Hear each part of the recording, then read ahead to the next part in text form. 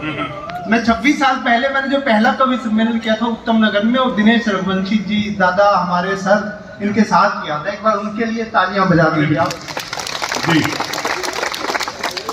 26 साल का इतना बड़ा सफर। तो मुझे हाँ, लड़कियों को भी तो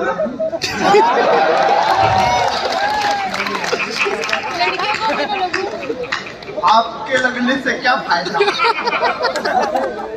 तो मैं याद आता है मुझे, मैं उत्तम नगर से साउथ एक्स आता था, 883 नंबर था, red line blue line white line, you know. तो हरियाणा के लोग थे, हरियाणा के लड़के। एक मुझे घटना याद आती है, एक लड़की के पैर पे लड़के का पैर रखा गया। लड़की बोली रे काट दिया पैर। तो हरियाणा का लड़का बोला और के आड़े प्लाट कटेंगे।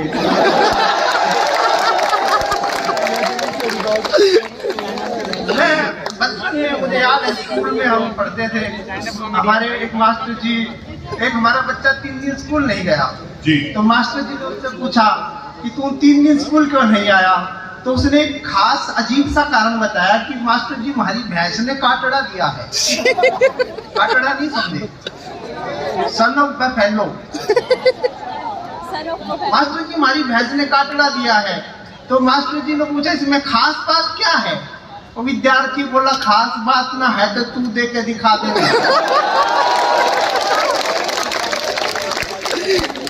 तो मास्टर जी बच्चों को कक्षा में प्रण दिलवा रहे थे कि प्रण करो कि हमेशा सत्य बोलोगे, झूठ नहीं बोलोगे। बच्चा बोला जी हाँ बोलेंगे। प्रण करो कि मांस नहीं खाओगे, मदिरा नहीं पियोगे। बच्चे बोले जी बिल्कुल नहीं पिएंगे, बिल्कुल नहीं खाएंगे। प्रण करो कि लड़कियों की तरफ नहीं देखोगे, फिल्में नहीं देखोगे। लड़का बोला जी आंखें फोड़ लेंगे। मास्टर जी बोले अंत में प्रण करो कि देश पर जान भी लुटा दोगे। एक बच्चा खड़ा हुआ, बोला मास्टर जी बिल्कुल लुटा देंगे, ऐसी जान का करना भी क्या है। ऐसी ऐसी घटना होती है। बाकी हरियाणा की बातें हमारे अरुण जैमिनी सर बताएंगे। ये हमारे कवि सम्मेलनों के शशि थरूर हैं। ताली बजा दो। ये हमारे सम्मेलनों के शशि थरूर हैं। अच्छा, आप जिस कारण से समझ रहे हैं उस कारण से नहीं है, इनकी अंग्रेजी कमजोर है। अच्छा, आप भी आप गलत समझ रहे हैं। दूसरे कारण से शशि थरूर है, ये विदेशी मामलों के बहुत अच्छे जानकार हैं। एक हरियाणा का आदमी हरियाणा के आदमी को कवर करता है। फोटो खींच रहे हैं, हमें मना करते हैं। इनकी बीवी ने कहा कि शादी के बाद आप मुझे प्यार नहीं करते। दिनेश जी की बीवी ने कहा शादी के बाद आप मुझे प्यार नहीं करते। ये बोले मैंने तेरे को पहले ही बताया था कि शादीशुदा औरतों में अपना कोई इंटरेस्ट नहीं। हमारे मैं एक लड़की के साथ रोहतक में झील है, तलियार लेक बोलते हैं उसको। मैं एक लड़की के साथ घूमता था तो ये वहां मिल गए। दिनेश जी भैंस को घुमा रहे थे अपने,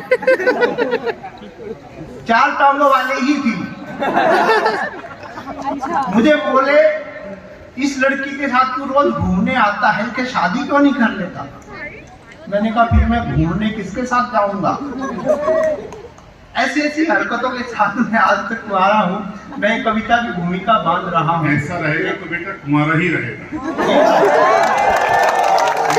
ये हरकतें नहीं तो ऐसे ही रहेगा। मैं तो एक लड़की के पिताजी से उसका हाथ मांगने गया, तो लड़की के पिताजी ने कहा कि तेरे पास कोई घरवर है। अब मैं तो आध्यात्मिक व्यक्ति हूँ। मैंने कहा जी नहीं जी, भगवान देगा। बोला कोई जॉब काम धंधा कुछ है। मैंने कहा नहीं जी भगवान देगा। बोले कार है, जमीन जायदाद है। मैंने कहा नहीं जी भगवान देगा। तो लड़की के पिताजी ने मुझे सिलेक्ट कर लिया। अब लड़की भी हैरान, मैं भी हैरान। लड़की ने पिताजी से पूछा कि आपको इसमें खास बात क्या लगी। उसके पिताजी ने कहा मुझे इसमें खास बात ये लगी कि ये मुझे भगवान समझता है।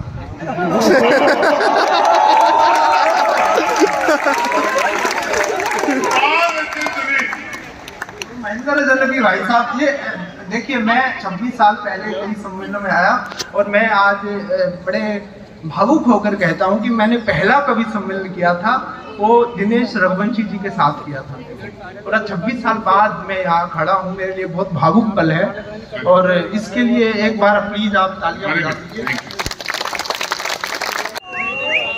मायावती के हाथी ने देकर ब्लैक रोज आजम खान की भैंस को किया प्रपोज। बेबी कलूटी व फैलो, सूंड पे रख के दिल लाया हूँ तुरंत ले लो। कलूटी भैंस बोली अपनी मोटी चमड़ी में भूसा भरवाएगा क्या? मैन जी, अपनी मोटी चमड़ी में भूसा भरवाएगा क्या? अबे अलग नस्ल है, लव जिहाद करवाएगा क्या?